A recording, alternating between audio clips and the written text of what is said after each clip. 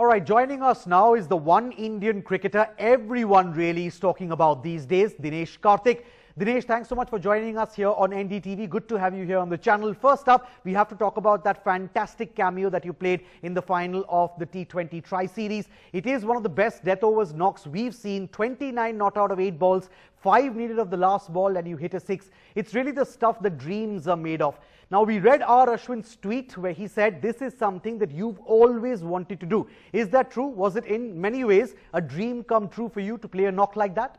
Yes, I think, to finish off a game, and it's been something that I've always been professing. And, whenever I talk to the younger boys in Tamil Nadu as well, I keep telling them that it's important to score runs, but at the end of the day, you need to be there when the match finishes and show the way for the team. And I was happy to do this, at such a big stage. I'm very happy to do it because at the end of the day, I've done something that I've spoken about, and it feels good to, just fact of, inspiring people from Chennai, where I've told all the young boys, like, that's the way to look at playing the sport, and I was happy to, finish the way things finished.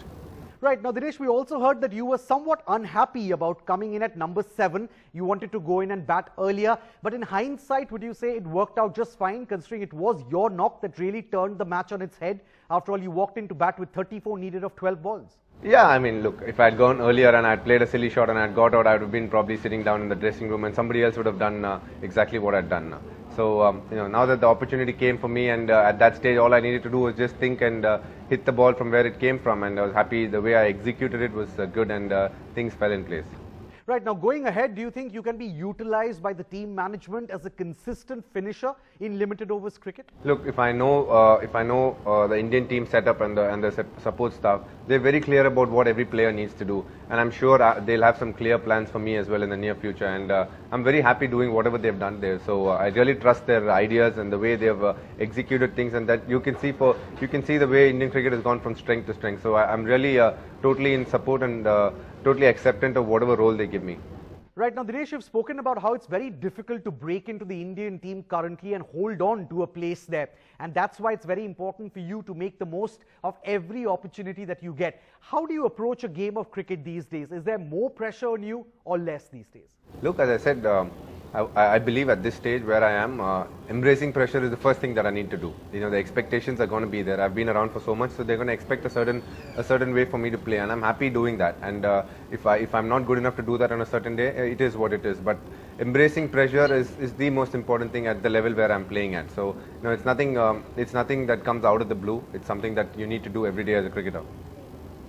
Right, Dinesh, one final question for you. You've also been named the captain of the Kolkata Knight Riders IPL franchise. Now, that's a team that has won the IPL title twice, and it also has a very, very strong and very loyal fan base. How excited are you about leading KKR, and what will your vision be for the team going ahead? Two things. First thing, from whatever I've heard, Kolkata has got an outstanding set of fans. They support the team throughout. They just go hammer and tongs in terms of the love for the team, and I'm very happy and honored to be leading a team like that. Secondly, I think Gautam Gambhir has made it a little tough for me. He's left such a beautiful legacy where the team has done so consistently well. So through so many years, it's an honor for me to take over from him. The most important thing would be to first assemble as a team, and then get a feel of what we can do as a group, and then take it forward from there. And I'm really looking forward right now to go and meet the bunch of boys and get a feel as to what's the sort of cricket we should be playing, what are the things I expect out of them, what are the things they expect out of me as a leader, and then take the next step and keep moving forward. Right, Dinesh, thank you so much for joining us here on NDTV 24/7, and all the very best for the future. Thanks so much.